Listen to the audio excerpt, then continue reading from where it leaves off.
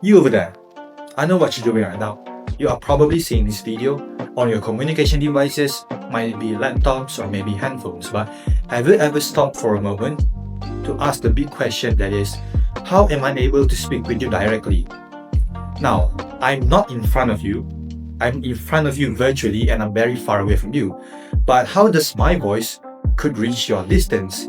Even if we were to talk to our friend that is 100 meters away, we need to shout very loud so that they can hear our voice. But how am I able to speak with you?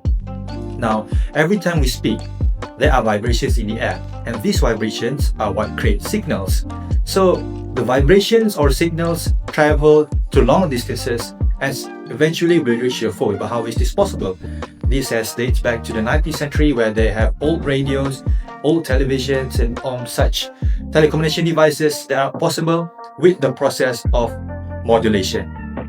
So what is modulation exactly? So modulation is the process of superimposing a low frequency signal to a high carrier frequency signal.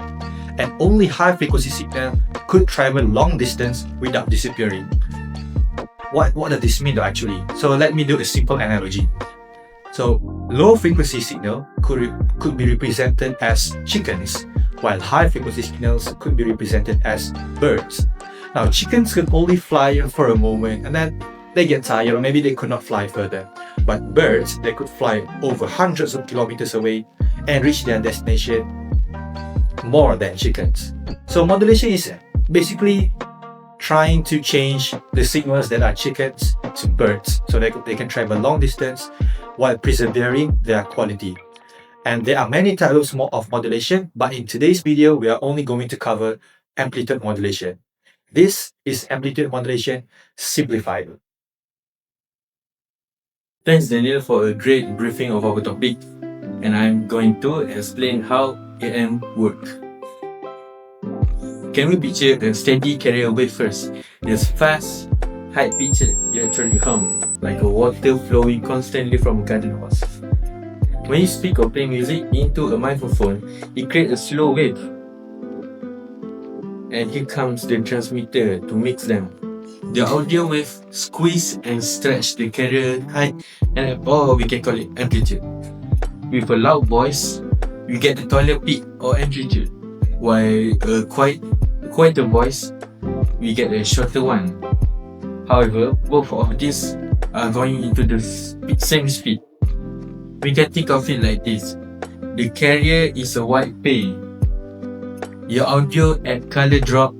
Now it carries your wave like a backpack. And finally, it will boost that mixed wave and send it out the internet as radio signal. And your radio receiver will pulse the audio back out and play the sound. And then we're going to go for a DSBSC, or we can call it double sideband suppressed carrier.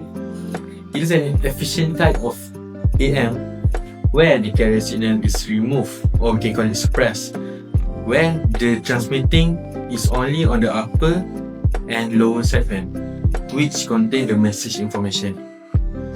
By that, we are saving a significant power compared to standard AM, which is DSBSC, or we can call it double sideband full carrier. It's generated by multiplying the message signal with a carrier by creating a new frequency, which is a sideband, and is known for a better power efficiency but requiring more complex demodulation. Alright, thanks Megat for the brief explanation on the modulation part. So now imagine the signal and the wave is on the air, but the receiver doesn't yet understand it, so that's where the modulation comes in. So what is the demodulation?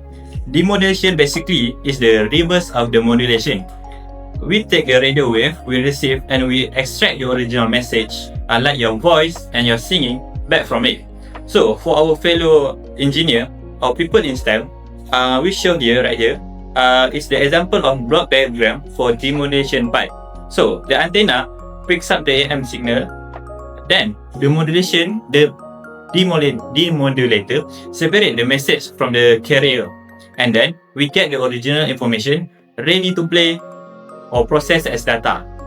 So, fun facts. Most AM receiver use something called envelope detector. It detects the changing of amplitude of the wave, which is our message.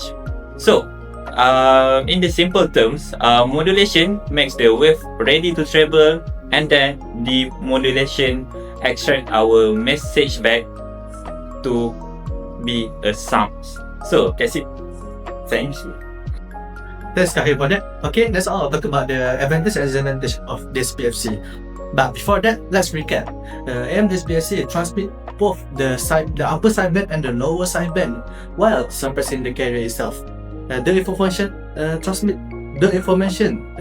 transmit solely by the sideband itself. Okay, now let's talk about the good stuff, which is you have better power efficiency compared to the AM DSBFC. This is because since it doesn't have any carrier, the transmitted power goes into the useful sideband while carrying the information itself. It also have moderate bandwidth usage, simpler transmitter than some of the modulation. This is because we keep both the sideband without requiring the narrow, but of course, nothing is perfect because it's required non-coherent detection and more complex receiver, because simple receiver cannot directly extract the message signal, requiring the mixer and the synchronous oscillator. It also not very noise resilient, because like all the AM variant DSBSC, we suffer from the amplitude noise itself.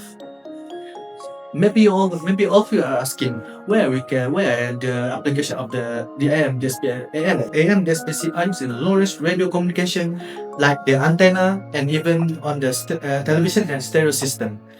Okay, that's all from the AM DSBSC. You got it.